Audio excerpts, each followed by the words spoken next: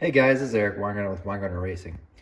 Okay, this is the internet ports heads, and if you haven't watched the video series, please go back and watch some of the other ones, because if you might be asking questions that's already been answered in other things.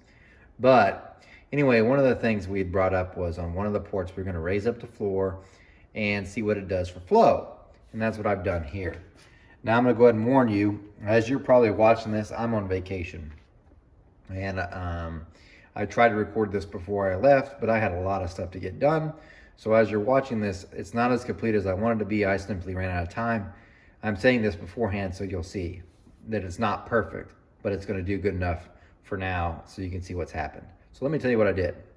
Okay, this is the 45-degree port. So this is one of the smaller ports that you guys have chosen, and we're going to raise up. Now, if you look in here, you'll see, well, that looks kind of gray. Yeah, it does. I ran out of epoxy, and like I said, I'm out of time. The epoxy I use is this, by the way. Now, this is from JB Weld. Do I think it's the best in the business? No, I just use it for this. Because one, it sets up real quick. You get some water and you could shape it with, put some water on it, you could shape it with your hand. Works pretty good. I have used it in engines that have been running. However, I don't know that it lasts that long in it. I don't put epoxy in customers' engines in general. I will if they ask for it or prefer to have some in it to make things perfect. But typically not, because people may say they want power, but then if something goes through the engine, they forget all about the power they made and just deal with the damage. So there's splash zone sticks better and other stuff does too. This I can really familiar with. I can use it and shape it pretty easy. Anyway, for this stuff, just being that it's experimental, it's gonna work perfect. Do I think you can run it in your live engines? You probably can, but I just don't know if it might come out or not. There's probably better choices out there. Anyway, point is, this is what I used. So, but the problem is I ran out. I didn't have time to go to the store to get more. So that's why you see this gray and then you see this red. What this red is, it's simply modeling clay. And modeling clay you can't shape quite as well. That's why there's dips in it. And I've only got a little bit of time. But it's close enough for what it'll be. Eventually what's gonna happen is I'm gonna take the modeling clay out, get some more epoxy, put it in there, and then actually grind and shape it the way it should be. But this will give you a general idea. Because after all, it gives you a good visual representation of how much actually got filled in, quite a bit. So in case you're wondering, the pinch was the opening. And before we were at 3.2 square inches. This is now 2.73. So this is pretty large still. It's got enough opening for quite a big engine in an RPM. Nothing crazy, but quite a bit. And as you can tell, I left more radius on this side than I did on this side. Just to kind of give you an idea. Like I said, it's not perfect. You can judge this all you want. Like I said, I'm just doing something real quick. I could always see comments coming that it wasn't perfect. I didn't have time to make it perfect. Anyway, it's got more radius on this side than this side. And the reason I bring this up is because this is the 45 one. This is the 50-degree one, okay? This is the one that I was gonna do my own thing with and just kind of see what would happen. Well, I did, and I will share the results with you, but this for sure is screwed up. It is no bueno. So what I wanted to do was, I was just curious if this happened. Typically on ports, so let me explain, bear with me as I do. Typically air wants to run towards the center of the cylinder, and if we look here from the top, this gives us a better view. This being the intake port, this being the exhaust port, the center would be somewhere in here. Typically air would want to run towards the center, and a lot amount of heads. But being that this is aimed actually this way, it's gonna wrap around. Well, I thought, well, I wonder if I could give it an easier path or try to trick the air. And I know you're not supposed to do it. Don't take out the radius on this side. But I was like, well, you know, what happens if you do? Okay? So what I did on this port, my 50-degree, is I actually took out the radius. So I dropped this side down. So you see how it's got a curve here and it flattens down that way? Think of it reverse. Well, I tried that first and it sucked. And I'll share the results with you. I'll show you them. Then I was like, well, since this one's screwed, let's just keep going. Let's see how far I can lay down the short side and see what actually happens. So let me move the light over so you can get a better view of this. The line of sight to the valve is phenomenal. I mean, look, you can see almost a full circle, right? This dude should move some air. This dude is horrible, all right? This is not how you should ever do this one anyway, but all I did was lay down the short side a bunch. So just to give you an idea, first, I'll show you the first one. All I did is exactly like this. Maybe not this tall because, of course, I added epoxy. but laid this side down so it was at a curved angle. Instead of having it that way, I went that way just to see what it'd do. And it did pick up, but not what you'd think. It wasn't like, oh, there's the ticket. It didn't work. Then I was like, well, someone else would say, can you lean the short side back further and let's see what happens? Well, I did. And this is about as far back as you can get, because you guys probably don't even notice it. But a head porter would notice this, or someone that's done enough grinding. It's going to be pretty hard. Take a look real close. I'm doing this on purpose, I promise. I know I'm at water. You're like, I don't see a hole. What you have to look for when you're porting is there'll be a glaze, and you can see it right there, which is pretty hard to capture on the camera, especially where the light is. But there's a glaze where it won't have so much burr finished. And that is where it's thinnest. It's probably around, and the reason why I say that is because you can really see it there. Look right there. Move my finger. Oh, no, of course it doesn't work right. And you'll see a flat spot. And what that is that's where it's so thin that the burr won't leave a mark anymore. And I'm almost about to break through. In other words, if I was to get the picture of the backside of this, you would see a bubble or a blister sticking down through the bottom. And that's because it's too thin there. And you can actually feel it where it's got a little ridge there because of it. So this is as far back as you can lay it. You would think this would move a lot of air, by the way, because look, I can see the valve.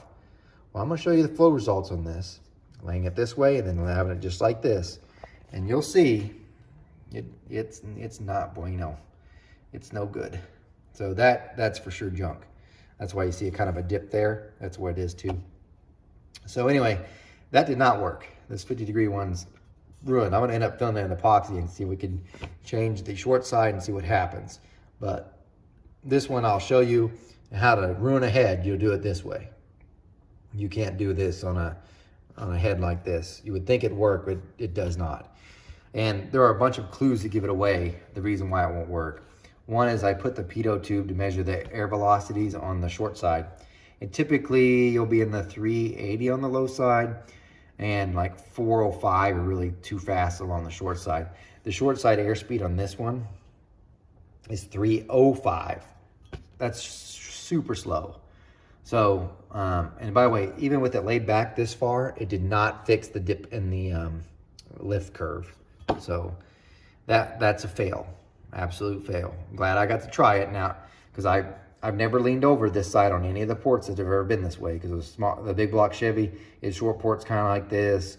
There's a couple others that are this way too, and I'm always curious, like, well, what happens if you actually did take out that? Well, I know. And then I also like, well, what happens if you keep laying it down? Will it at least continue to keep flowing? Nope. There's other things. So anyway, you'll see the flow numbers for that. I'm getting ready to flow that. And we'll see what it does. And then I'm going to actually try, if I get some time, to add some more modeling clay. And I also have 2 LS3 heads I finished, stock ones. And I'll try to throw these on the video too. Anyway, let me get to flowing this thing, and then I can share the results. I've already flowed this one, but I need to flow this one.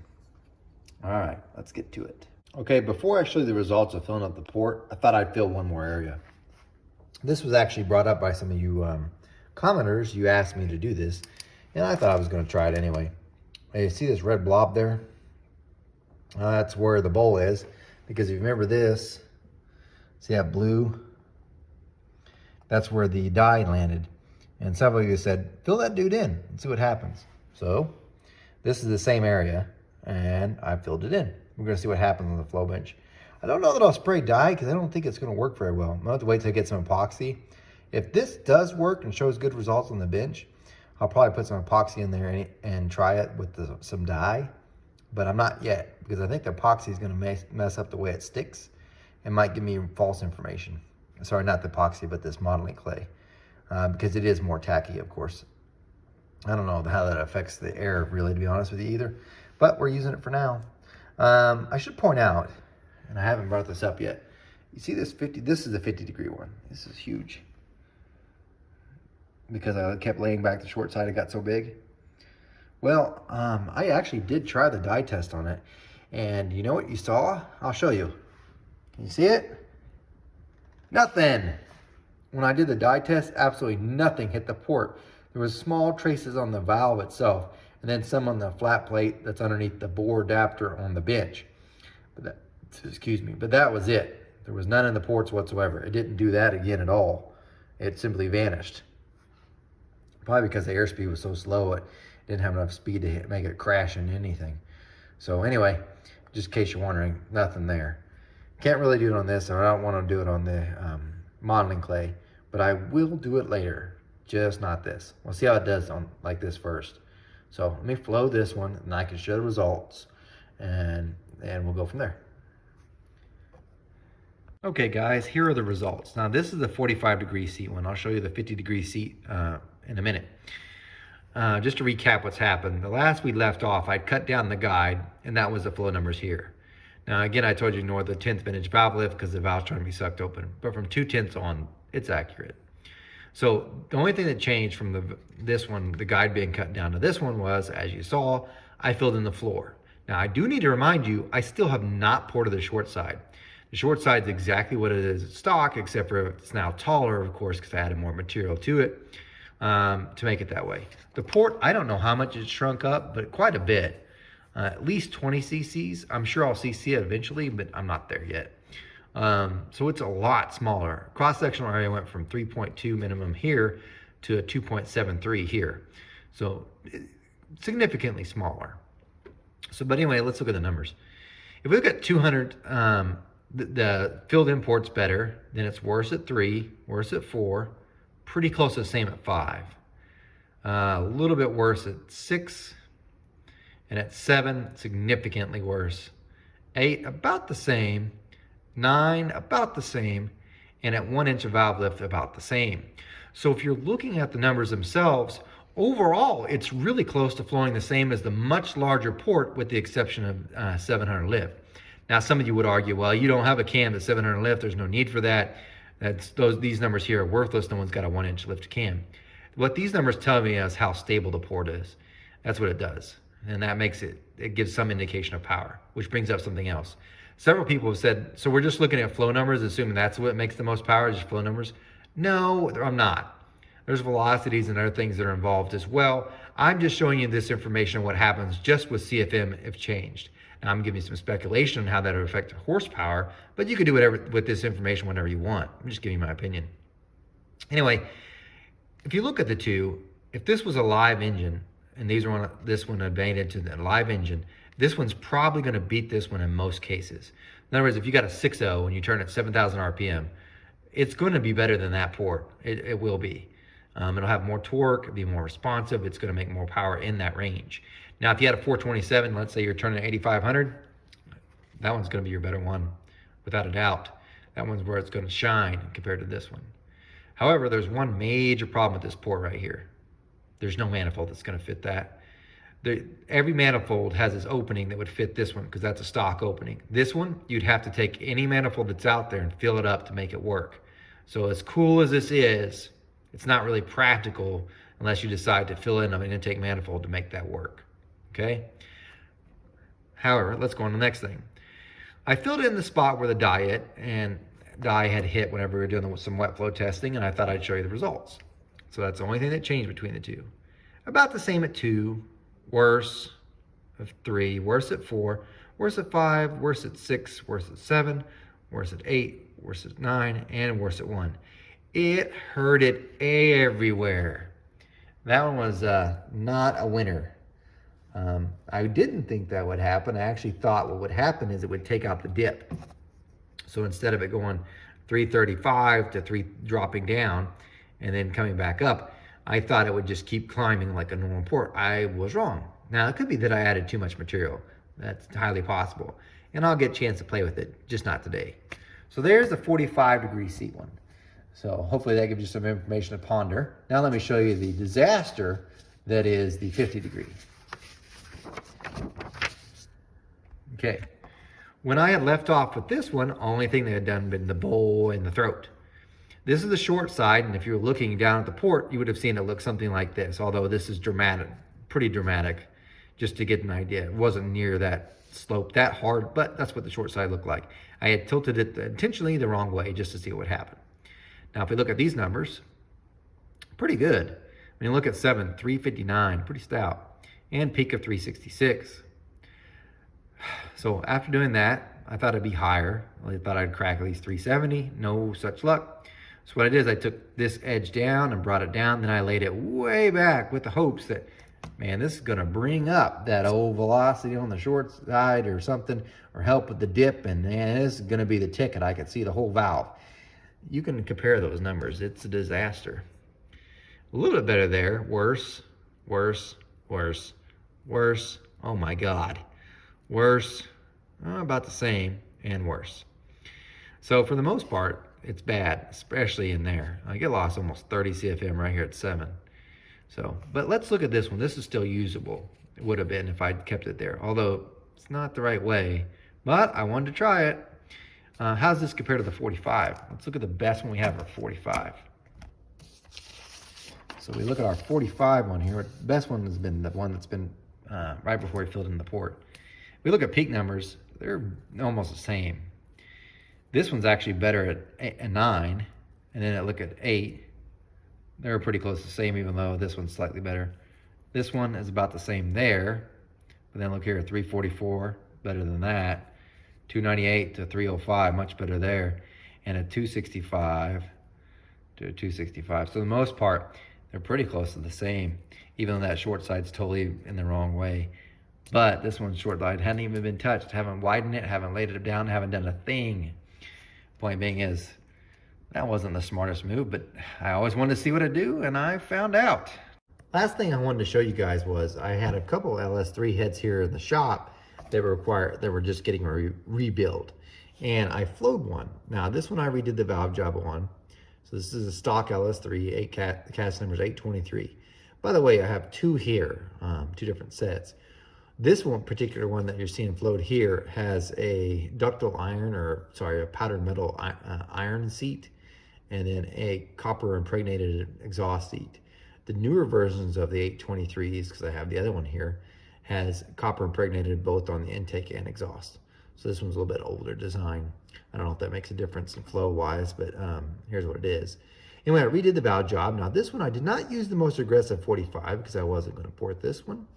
This is a 45 degree, but it's the second most aggressive one. I use this is the most common valve job I use for most of my freshen ups. And this is what it flowed. Ignore the 100. Yeah, 155 at 200, 216 at 3, 260 at 4, 293, 321 peaks at 600 lift. Then it starts kind of going backwards and trying to climb back up. But a stock LS3 flows 321. That's it. This is after refresh too. Stock, they flow like 316 or so. So it's about 5 CFM better. So the question though is, how does this compare then to that Flowtek? Well, let's pick the worst one, which would be the 50 degree. This is the 50 degree that's all kinds of messed up. All right. We just compare that to the stock one. At 200 valve lift, it's better. 300, the stock one's better. 400, they're the same. 500, it's over. That one's better. Then it's all the way better all the way through. Just something to think about. And this is the worst port. So for it to be that good, I mean, so much better than stock, that says something. Although I know I'm gonna hear comments, no one runs a cam that high. As big as this one is, it's hugely inefficient. But just looking at strictly flow numbers, this is all kinds of wrong, and it still outflowed the stock one for the most part. Anyway, I don't know if it'll make more power. Of course, you really can't run this one because it hit water, but just something to think about. This one's totally doable, and you can see how much it destroyed the stock one. So point being is, porting does help. So just something to think about. Just giving you information. There's your stock one. Ignore the exhaust. I just tie it on to another one. Anyway, feel free to leave comments. Hopefully I'll get time to reply at some point in my lifetime. But thanks for watching. Appreciate you guys. Take care.